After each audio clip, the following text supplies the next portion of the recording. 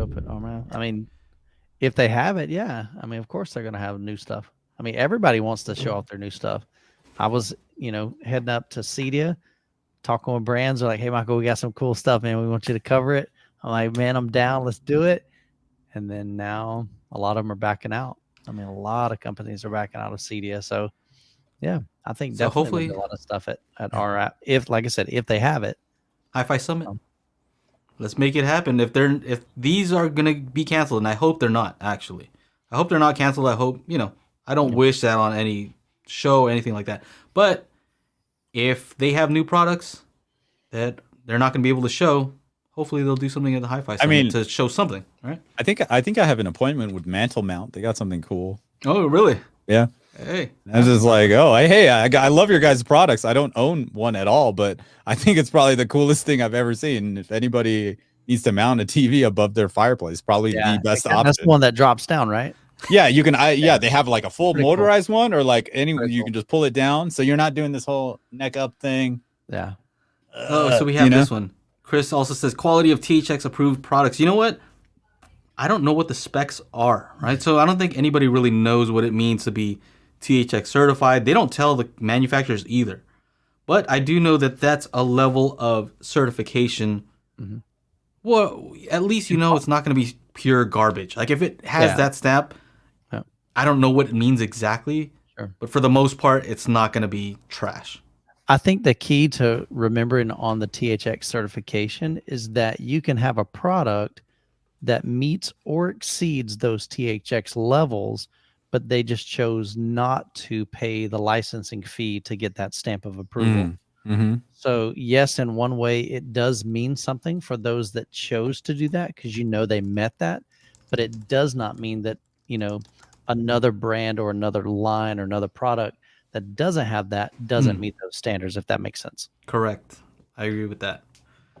Yeah, and I when we talked to Hobie about it on the monolith stuff, because it also says THX everywhere, right? Well, he chose to do it because they're trying to break into this market. Correct, and so they have to, that's a way for them to show credibility. Same thing's happening with Perlisten. Perlisten, nobody's heard of Perlisten because they're a brand new company. They come out with a THX Dominus. So that's a certification that Hobie tried to get with I think the M215. He wasn't able to achieve that. Perlisten comes out of the gate being able to hit those levels and hit that performance. That says something. Okay. I may not know who Perlisten is, but they've got that stamp of approval on the Mac Daddy level that nobody else has been able to do. That says something. So yeah, I think there is some merit there, but yeah, I wouldn't not buy something just because it wasn't THX certified. So, right. Chris got another question. Right?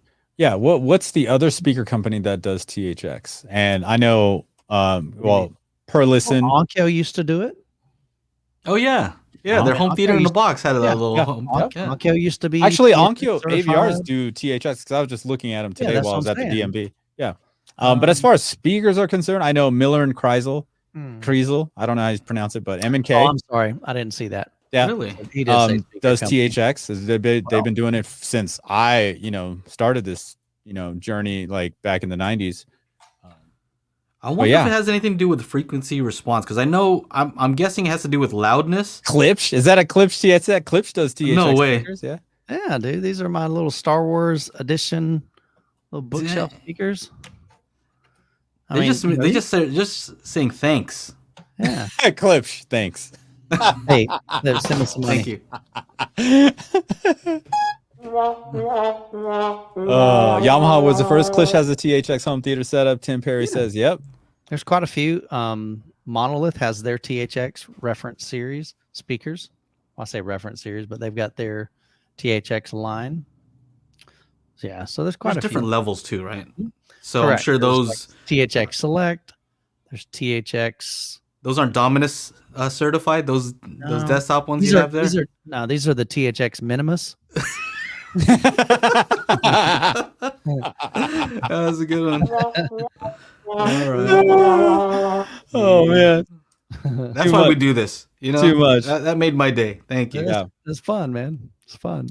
They don't work though, so I got to replace them.